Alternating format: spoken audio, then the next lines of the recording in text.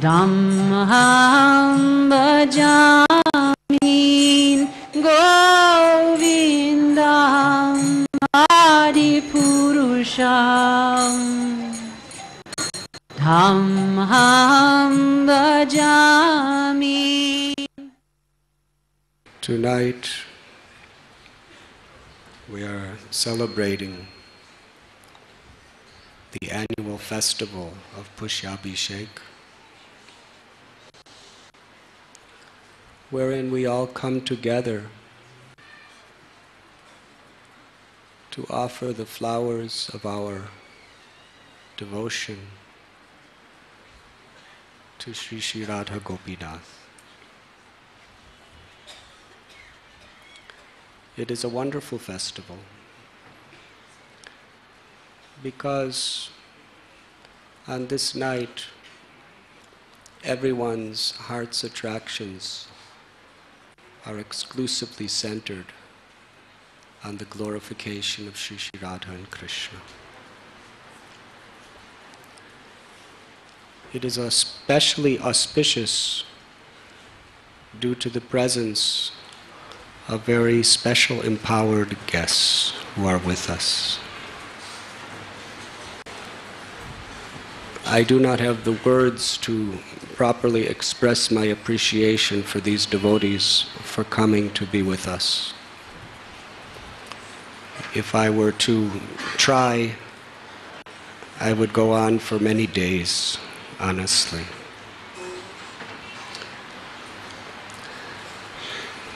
On the far end of our Vyasasan is Jamuna Devi Dasi.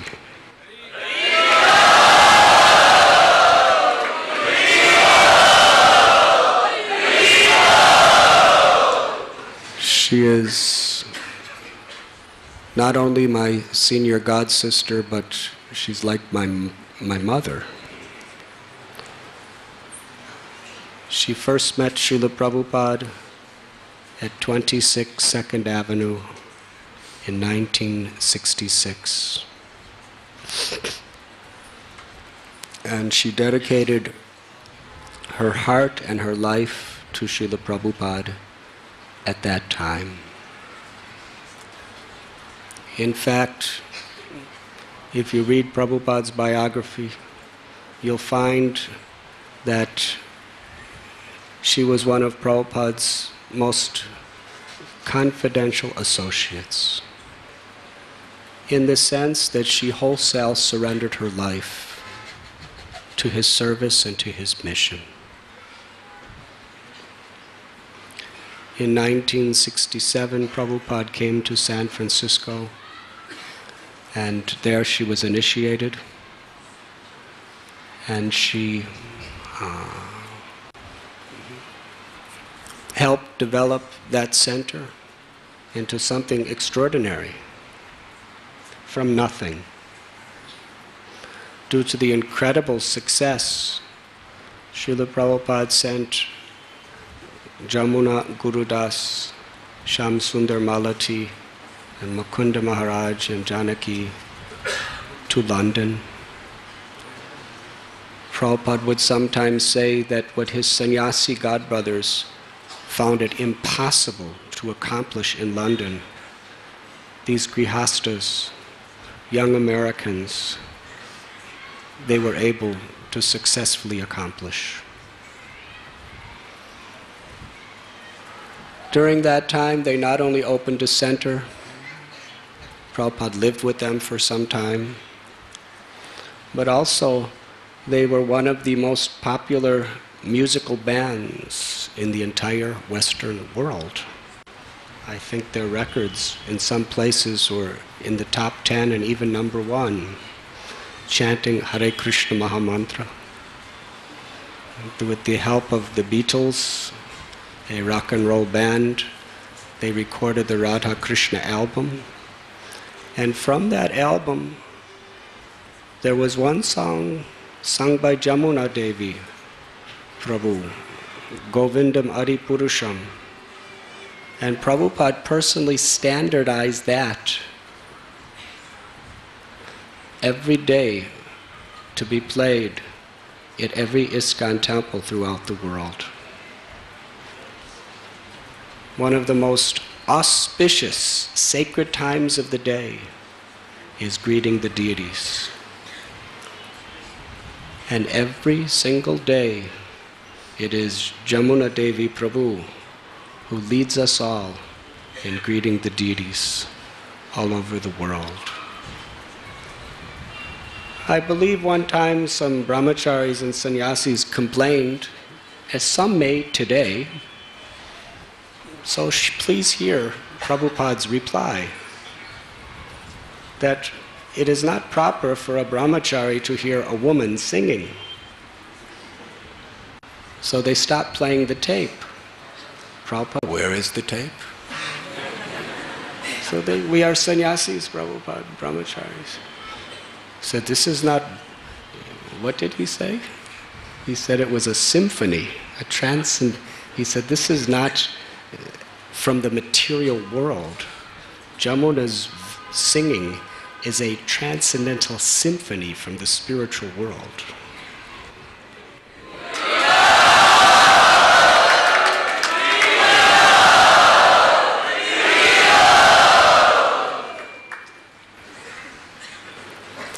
And then Prabhupada, seeing their tremendous success of establishing Krishna consciousness in London, England, Prabhupada wanted to establish his movement in India. So naturally, he selected his very intimate and most empowered devotees to come with him. And he selected Jamuna Prabhu and these other devotees to come to India. I believe in 1971 they came. And how they preached, how they were just completely surrendered to whatever Prabhupada desired, and how he empowered them is a history of our parampara that may someday be recorded in the Puranas.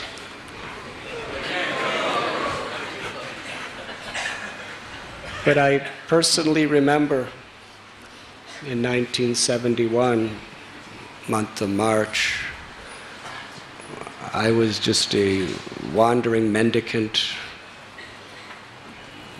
doing madhukari from place to place, trying to understand who is God, what is God. And I came to Bombay, just on my way somewhere else. I was walking down the street and I saw Hare Krishna sign. So I went in, and when I went in, the first thing I saw, the first thing I heard was during the day, was Jamuna Devi Mataji was all alone on the stage with a harmonium, chanting beautiful bhajans. I approached the book table to try to understand what is the philosophy. But my first impression was hearing her singing. And Prabhupada especially had her for hours and hours every day, sitting in front of large, large crowds, singing. Prabhupada said that she sang with bhava, with genuine devotion. She is one of the great pillars of the Krishna consciousness movement. I have been inviting her to come to Sri Radha Gopinath temple for several years, and I indeed would like to confess that today is a day of fulfillment of years of prayer, that she has come to give us her transcendental association. Now let us very loudly and enthusiastically and gratefully greet her to Sri Radha Gopinath temple.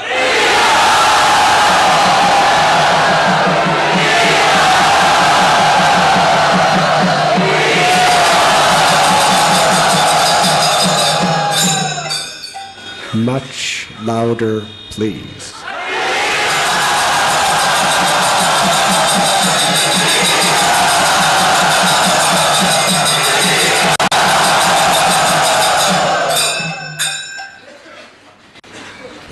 We also have another very legendary Vaishnavi, the original, one and only original, Vishaka Devi Mataji. Vishaka Devi, she also came in 1971 to India with her associate Yadubar Prabhu, who later became her husband. And they were making, actually you were married already, but not spiritually. She came with Yadubar Prabhu, making some film documentary. They met at a college where they were both studying film producing. And they came, and Prabhupada personally spoon-fed both of them in Krishna consciousness. Prabhupada treated Vishaka Prabhu with such affection and such mercy that he utterly melted her heart. In fact, when Yadubar Prabhu was here last, he told the whole story to us. She was Prabhupada's fearless photographer. She could go anywhere, everywhere, fearlessly to serve Srila Prabhupada. And where no other devotee was allowed to be, Prabhupada very affectionately welcomed her to record his transcendental life through photography. She has been a very steady, loyal, faithful, surrendered associate of Prabhupada all these years, has very deep, profound understanding of Krishna conscious philosophy, is one of our movement's best speakers as well, and just an ideal Vaishnavi. Let us very enthusiastically welcome Vishaka Devi Prabhu to Sri Radha Gopinath.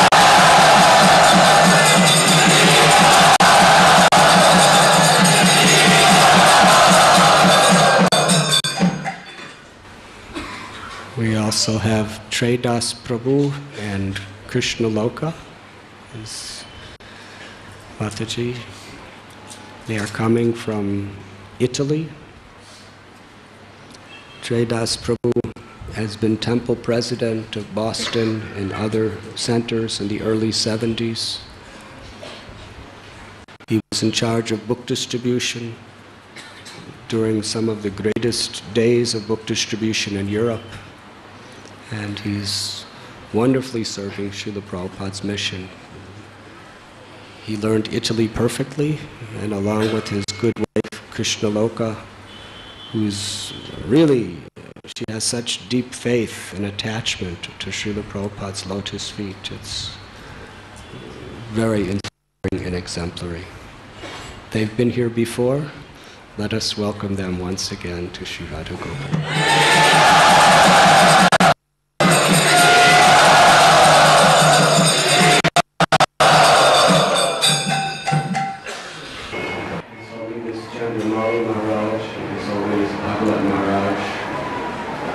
They have already been welcomed to Sri Radha Gopinath Temple over the last weeks. But we have a very special group of devotees who have come from London. Pranabandhu Prabhu, Shruti Dharma Prabhus. These two devotees are really some of my very dearest friends in this world. Their steadiness through all kinds of difficulties and reversals, their loyalty to Srila Prabhupada's mission and his service is something outstanding.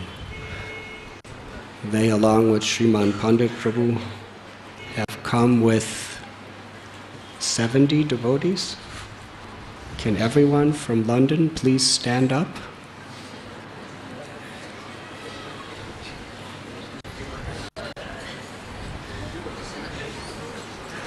Everyone, please.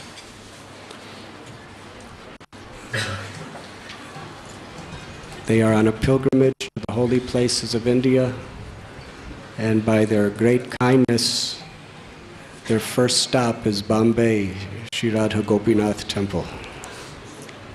They'll be with us both today and tomorrow. Let us very, very gratefully welcome them.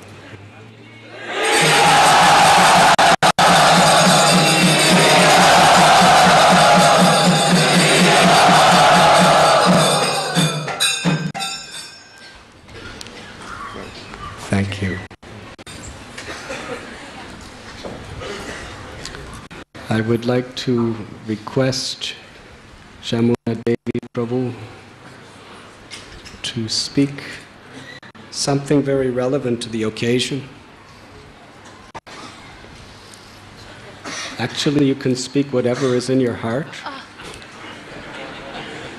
But my thought is, the reason we are all here to worship these deities is because Prabhupada has taught us the authorized process of developing pure love of Krishna through worship of the deities. And she was personal observant of the first deity that Srila Prabhupada installed and personally worshipped, Sri Radha London Ishwari in London. So we would like to ask her to relate her memories in this regard. Namo Vishnu Padaya Krishna Prasthaya Bhutale Srimati Bhakti Vedanta Swaminiti Namine Namaste Saraswati Devi Gauravani Pracharine Nirvishesha Shunyavadi Vastyatya Deshatarine Vanchakalpadro Vaistya Kripa Sindhu Bhayevacha Patitanam Bhavanebhyo Vaishnavebhyo Namo Namaha Hare Krishna Krishna Krishna Hare Hare Hare Rama Rama Rama Hare Hare. So beloved Maharaj, God brothers, God sisters, Prabhus, and all family members, I'm overwhelmed. You know, it's so hard to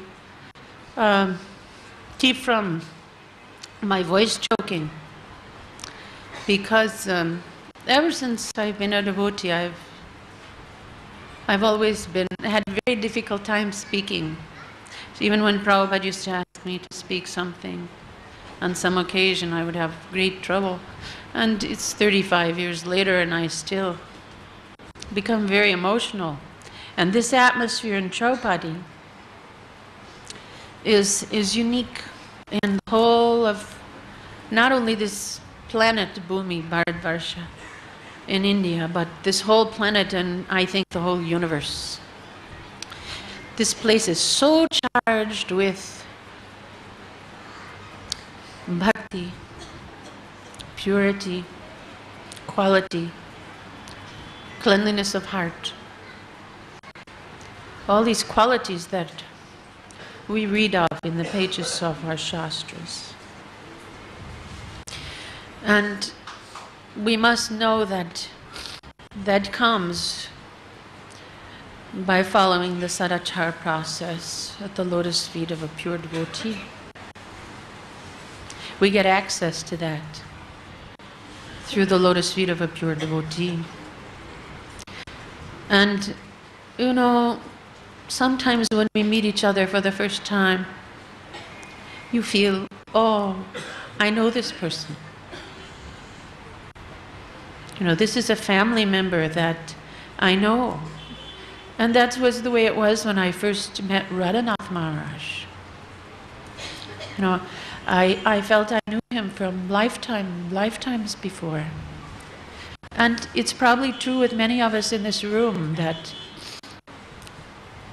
for some reason we've been allowed to associate with each other and to have each other's company. And you know, I couldn't, if I had millions of tongues and millions of heads, I couldn't express my appreciation for who Radhanath Maharaj is to me in this lifetime as well as previous lifetimes. And yet, I've really only seen him 5 or 6 times.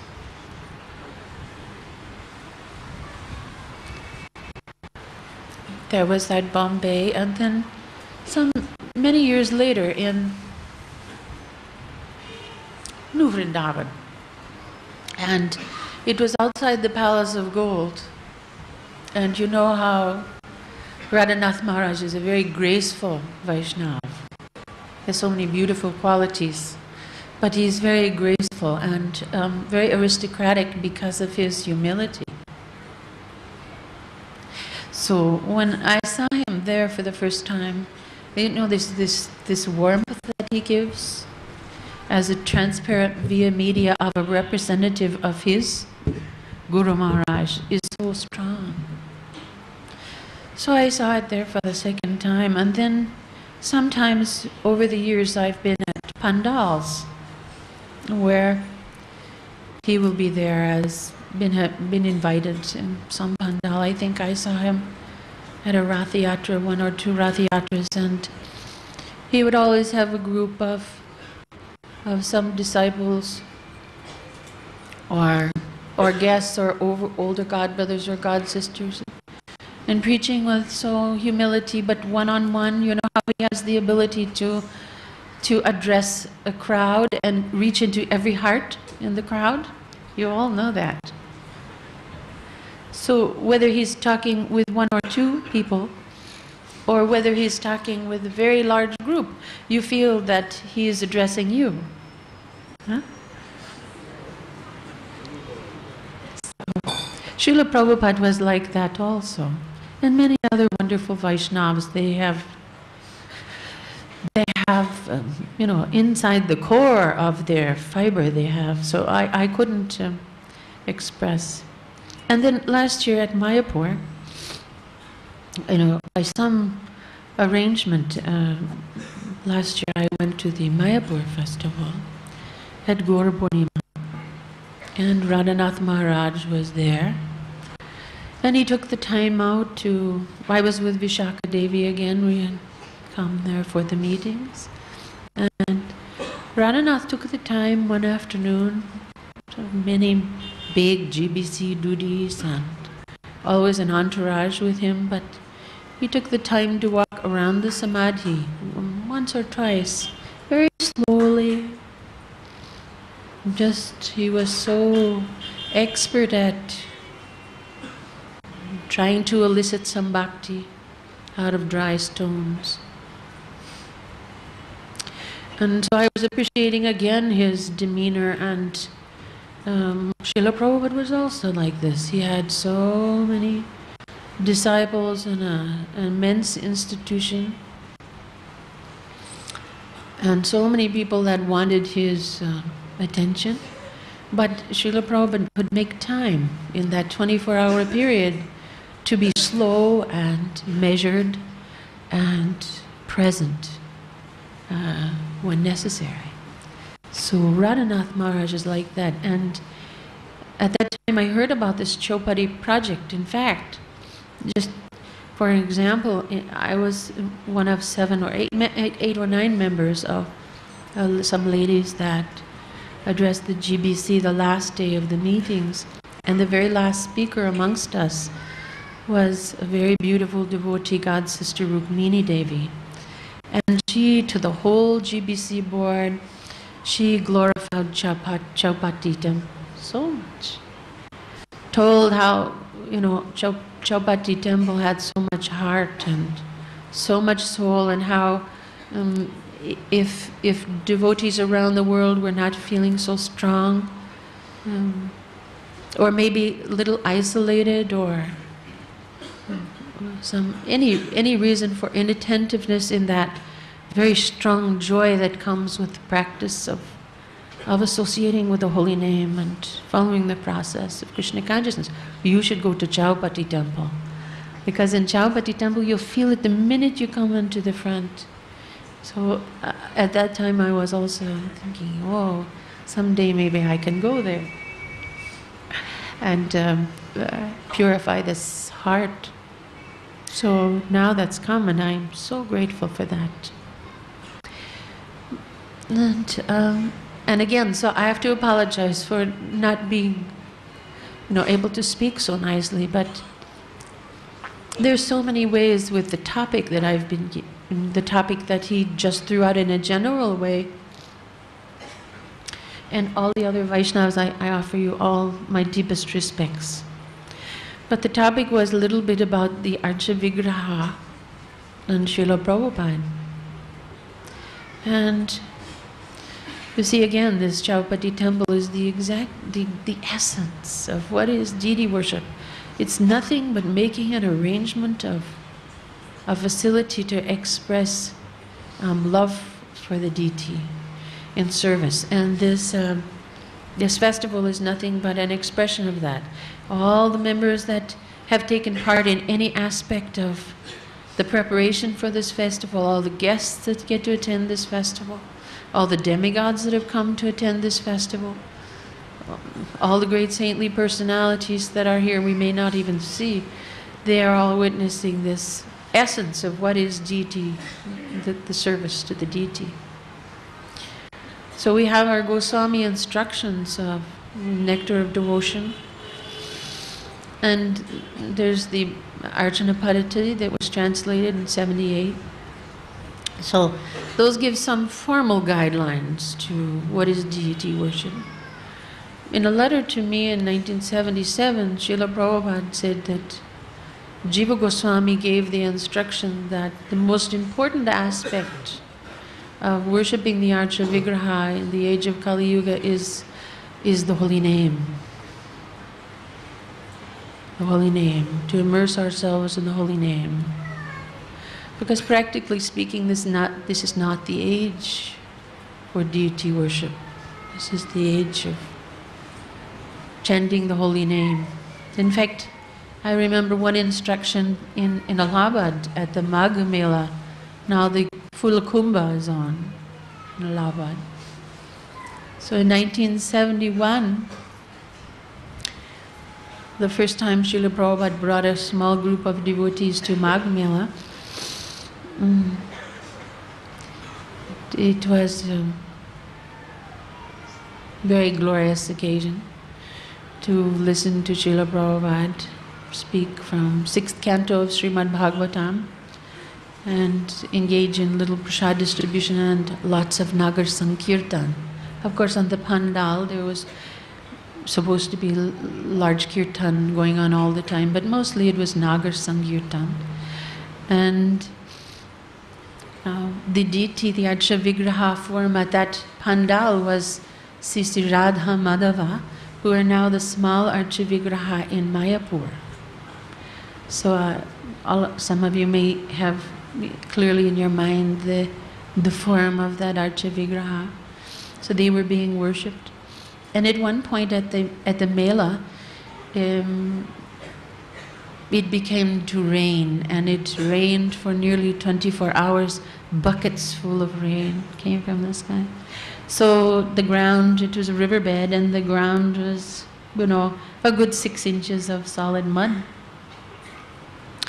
And we only had, in the Shamayana tents that we were in, there was only one area that had a corrugated tin roof over the top of. So Sri Radha Madhava went to sit in this little tin roof. It was maybe from from here to where that book stand is, not very big. And so all of Srila Prabhupada's books and his white bag and all the important papers of Prabhupada's, they were brought in to sit with Radha Madhava, piled in this little tent, and the rain is coming down, just pouring down. So the Pujariji at that time was one Nandu Kumar Das, and he went to perform a Mangalarti, and we were all dripping wet. So he went to perform Mangalarti, and he had one small box of wooden matches, Indian wooden matchbox. So he took out a match. I remember I was looking at him, he took out a match, and he struck it on the side, and it didn't do anything. He struck it again on the side of the box, nothing. At the third try, the side of the box fell entirely off, and he couldn't light the match. And he turned around to look at Srila Prabhupada like, what should I do? And Srila Prabhupada turned around to us and said, this is not the age of deity worship.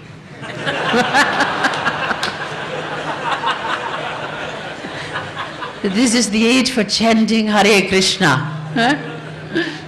So just to illustrate the point, It is so difficult. Huh? So sometimes we all feel like that. There's not the opulence there of facility or the power of focus to be attentive in actually doing some direct service of the Lord. So many obstacles are there in Kali Yuga. But always there's the holy name. Prabhupada said that those that are engaged in worshipping the deity, they should chant as many more rounds as possible. So that means that, 16 is there, but in this Brahma Muhurta hour, deeply, deeply into the holy name. And then that will give us little tiny, the heart, as it becomes cleansed, then there's some ability to go in with deep feeling in the simplest things in worshipping the Archa-Vigraha. It doesn't require anything complex. There's one time I'm just pulling isolated things out. There was one pastime in London with Sri Radha, London Ishwara. And that's a beautiful story. That story of how Srila Prabhupada brought Sri Radha, London Ishwara to London. But the day that he left, the deities were installed on Odan Shasti on December 14th, 1969. And Srila Prabhupada left London not very long after that, in December. And all the devotees, when Maharaj Ji leaves or comes, naturally everyone gravitates to that leaving and coming. But so all the devotees had left to go to Heathrow to see Srila Prabhupada off. And I was the only one in the temple. So if any of you have been in Bury Place, you can visually take this journey. It's a long, thin room, and in the back, if you're facing the Archa-Vigraha, the door's on the right side, and come in and walk to the front, and all the way from the back of the door, Srila Prabhupada had his hands folded.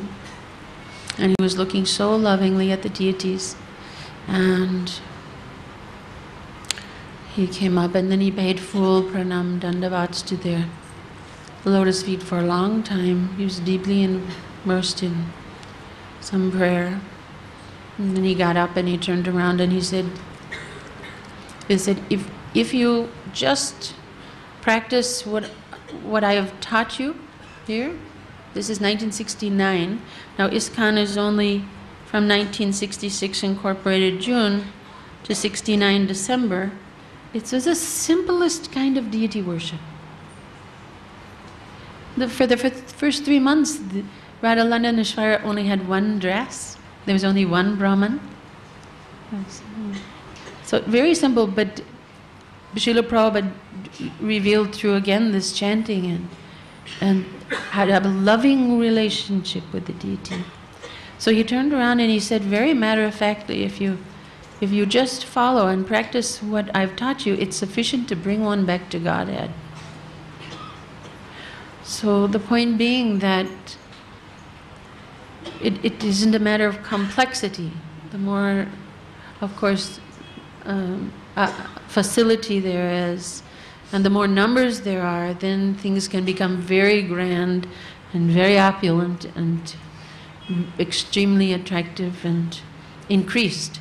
But really the essence, we don't require so much to satisfy Srila Prabhupada's standard. He wanted it kept simple for this age, so that we could all take part in that.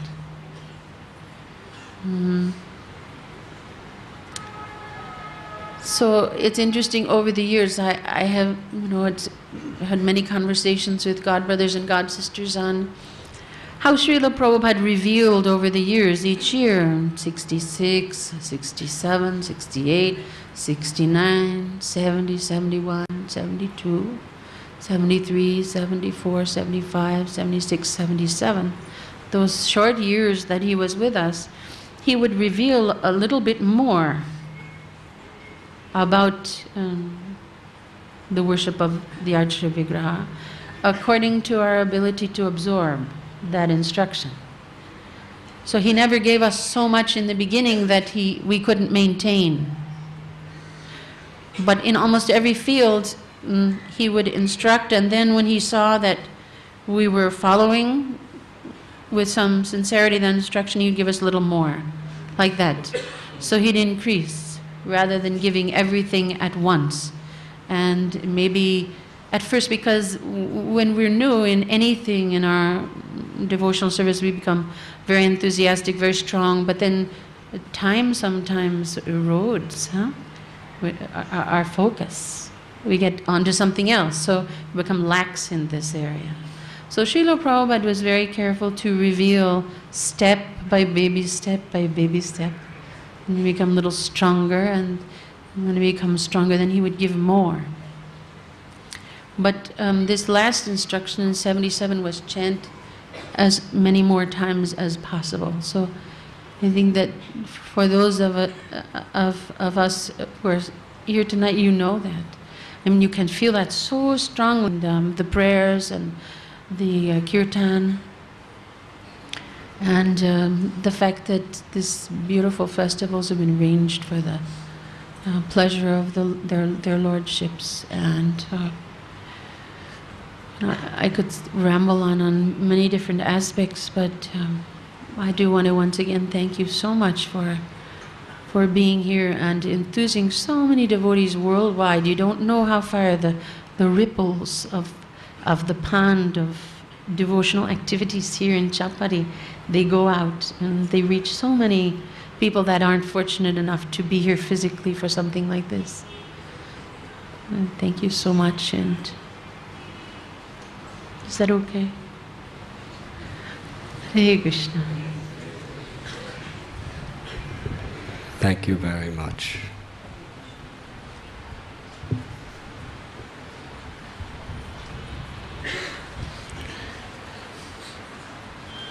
Jamuna Mataji is also personally trained to cook by Srila Prabhupada.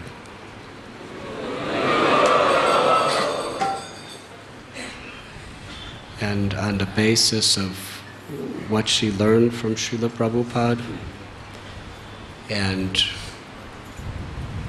how she learned more and more under his instruction, she has written several cookbooks. One is the Encyclopedia of Vaishnava Cooking. It's called Jamuna's Table, Lord Krishna's Cuisine. And it won award as the #1 best-selling, best quality cookbook in the whole world.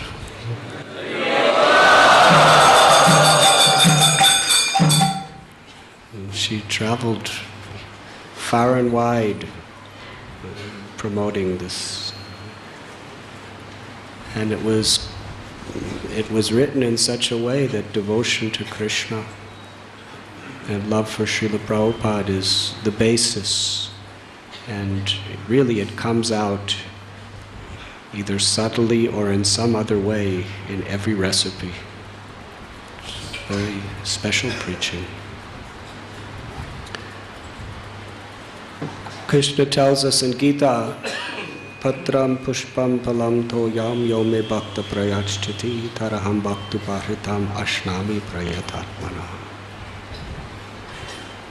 That if one offers even a leaf, a flower, a fruit, or some water with devotion, I will accept it.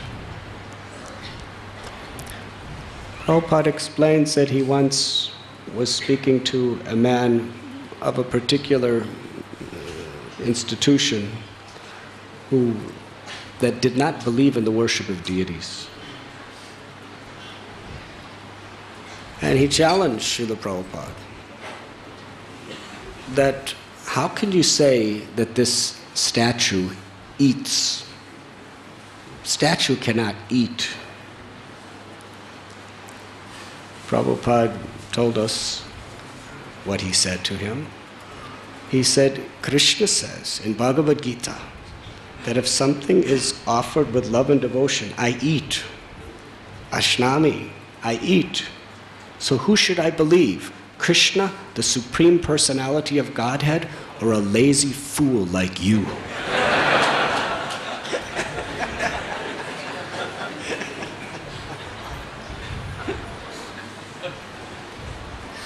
So the essence of life is bhakti. Bhakti means that sweet spirit of servitude, where we relinquish our egoistic desire to enjoy and we dedicate our lives wholesale for the pleasure of the Supreme Personality of Godhead. Bhaktya mam abhijanati yavanyashtasmi tattvata. It's only by pure devotional service that Krishna can be understood as he is. Not by knowledge, not by austerities, not by acquisition of mystic powers, but only by devotion. And we must understand what devotion means. It means to have no other desire than to please Krishna, in the spirit of the servant of his servant. By studying many, many scriptures, we can gain great following, but we cannot understand Krishna. By performing tremendous amounts of austerities, we can get fame and power, but not Krishna. But when we honestly and humbly bow our head down to the ground in submission to Krishna, then we capture Krishna within the core of our hearts. Krishna is conquered by the love of his devotee. Therefore, to serve the Vaishnavas, to serve the spiritual master, is the only means by which we can actually attract the attention of the Supreme Personality of Godhead. The festival tonight that we are offering to the deities is really the glorification of bhakti. This is what Srila Prabhupada painstakingly taught to the world. Everything Prabhupada said, everything he did, simply brought us closer to bhakti. Sometimes scholars criticize Prabhupada because he didn't interpret, but he revealed the essence of bhakti in everything in the scriptures. Whereas literally it may have said Gyan. But Prabhupada's understanding is the essence of Gyan, is knowledge of devotional service. So Prabhupada was actually speaking in every one of his purports the literal meaning of the spirit and the intent of Krishna that has descended and been preserved through disciplic succession. He was not simply a mundane scholar. He was a compassionate, loving devotee whose only mission in life was to give Krishna to the world through devotional service. And by his great mercy, we are here. When Prabhupada was asked, what is the best service we can offer to you? On one occasion, he said, to love Krishna.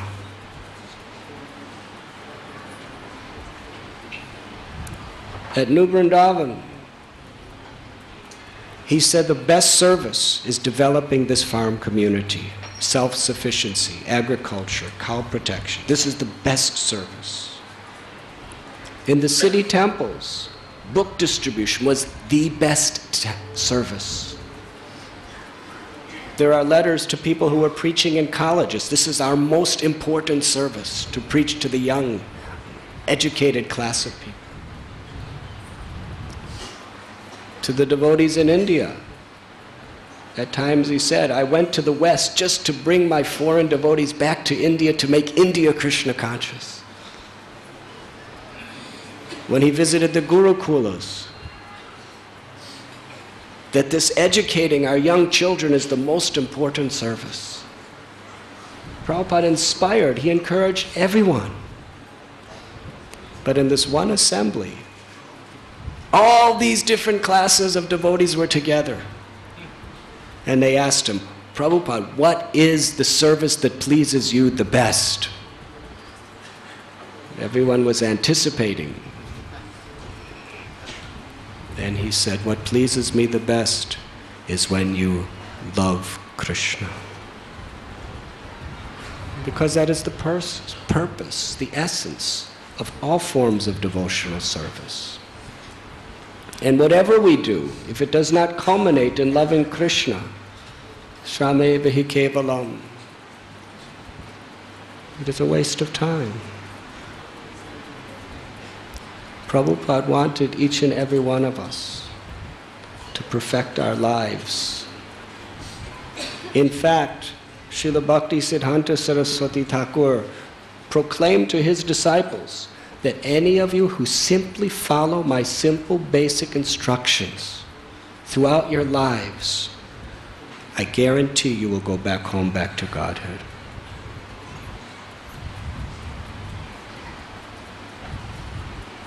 And Prabhupada gave us those same types of promises. Just follow these simple instructions. Follow the regulative principles. Chant Hare Krishna. And actually develop a real spirit of humility and service.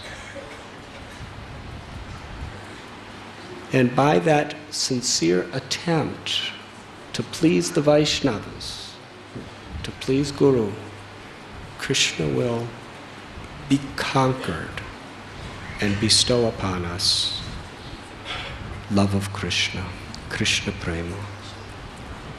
The subtlest most element in the entire creation is sound. It is through sound that we can purify our heart. Golokera Premadana Harinam Sankirtana. That sound is spiritual. It has descended from Goloka Vrindavan. But if we want to actually attract that sound to really purify our heart, we have to chant sincerely and attentively in a spirit of humility and devotion. We have to really give our lives to serve. The spiritual world, no one is master but Shri Shri Radha and Krishna. Everyone is servant. If we have any inclination to be master of anything, anywhere, to anyone. We are not eligible for that higher plane of pure devotion. We want to be in that place where we can never be the master, where we are eternally the servant of the servant of the servant. When we have that aspiration and we manifest it through our service, then Krishna will manifest when we chant his holy name.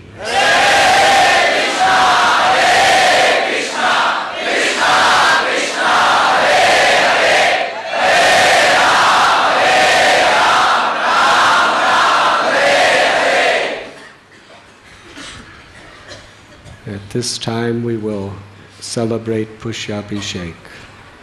Today devotees worked for about 12 hours making preparations. I saw some of these brahmacharis. They're ascetics, scholars. Some of them have congregations of hundreds of people that follow them. But I was very pleased because they were just sitting on the floor with just taking the petals from the flowers, hour after hour after hour, putting in basket. Menial service.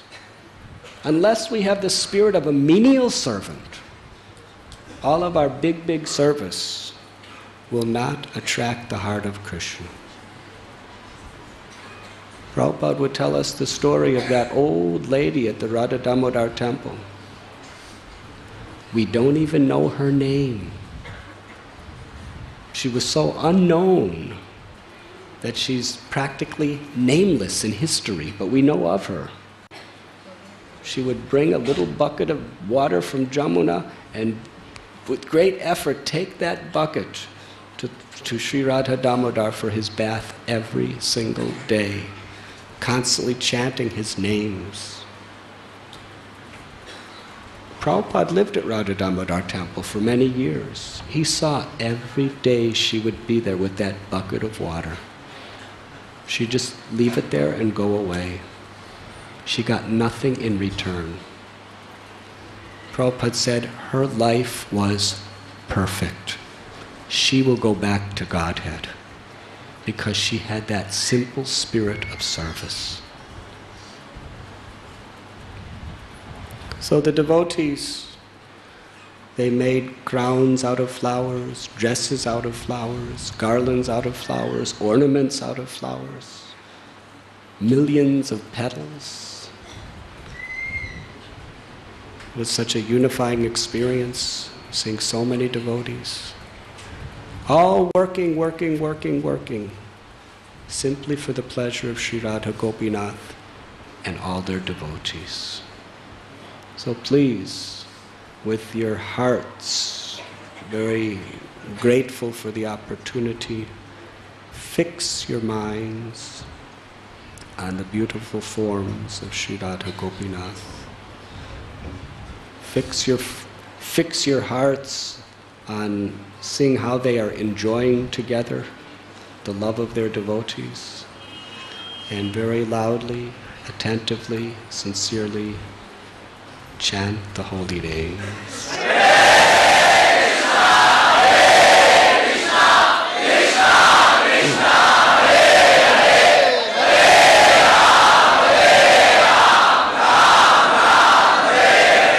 Shri Radha Gopinath ki jai.